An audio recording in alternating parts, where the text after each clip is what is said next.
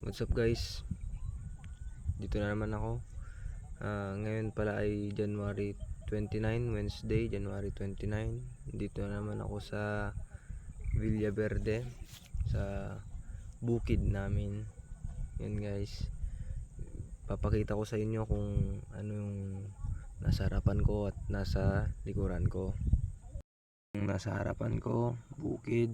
Yan guys. Yan.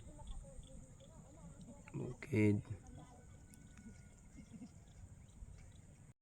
Naman yung nasa likuran ko, fish pond na may corn.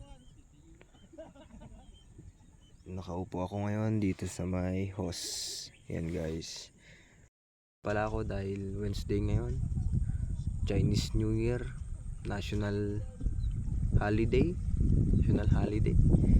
Bakit kaya? Anong pinagkaiba ng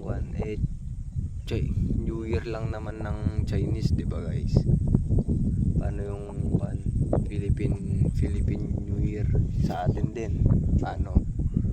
'Di ba? Walang pinagkaiba, guys. Sarap ng hangin dito. Lakas.